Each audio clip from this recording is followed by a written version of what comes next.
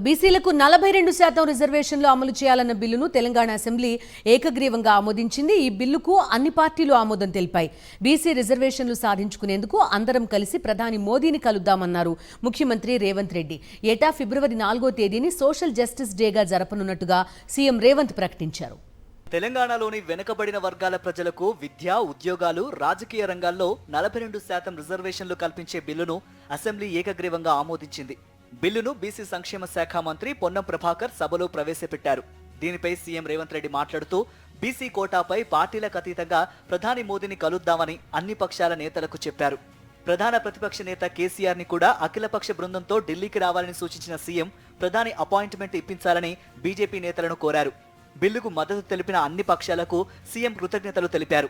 మనందరం కలిసికట్టుగా కేంద్ర ప్రభుత్వం దగ్గరికి, ప్రధానమంత్రి దగ్గరికి వెళ్దాం, చట్టాన్ని సవరించుకుందాం. ఈ చట్టాలన్నీ కూడా పరిపాలన సౌలభ్యం కోసం మనం చేసుకున్న చట్టాలే.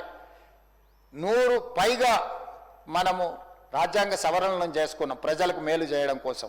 కాబట్టి ఈరోజు అవసరమైతే రాజ్యాంగ సవరణ అయినా చేపట్టడం ద్వారా బలహీన వర్గాలకు విద్యా, ఉపాధి అవకాశాలలో, అదేవిధంగా రాజకీయ అవకాశాలలో 42% పెంచడానికి అవసరమైన చట్టపరమైన చర్యలు అన్నిటిని కూడా మనం తీసుకోవాలి.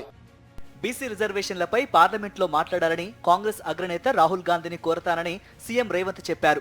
ప్రభుత్వం తీసుకువచ్చిన బీసీ రిజర్వేషన్ల బిల్లుకు తమ పార్టీ సంపూర్ణ మద్దతిస్తోందని బీఆర్ఎస్ సభ్యుడు హరీష్ రావు సభలో ప్రకటించారు.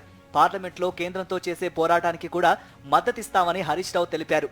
విద్య, ఉద్యోగ, చట్టసభలతో పాటుగా ప్రతి కాంట్రాక్టులోనూ బీసీలకు 42% రిజర్వేషన్లు అమలు చేయాలని కూడా హరీష్ రావు ప్రభుత్వానికి సూచించారు.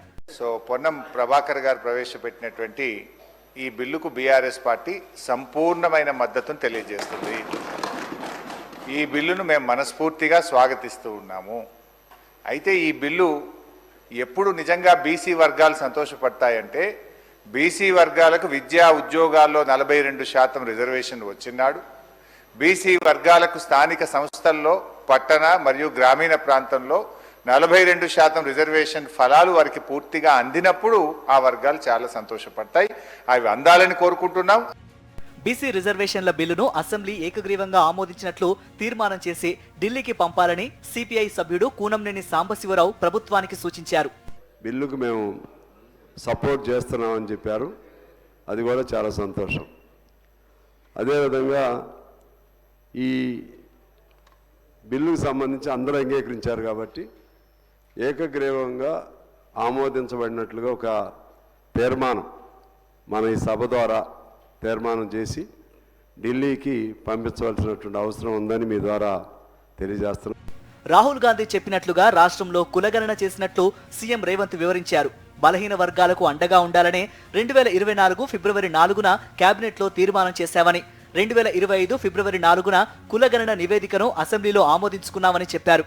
బీసీ రిజర్వేషన్ల విషయంలో ఫిబ్రవరి 4వ తేదీకి ఉన్న ప్రాధాన్యాన్ని దృష్టిలో ఉంచుకొని ఈ తేదీని సోషల్ జస్టిస్ డేగా జరుపుకుందామని రేవంత్ అన్నారు.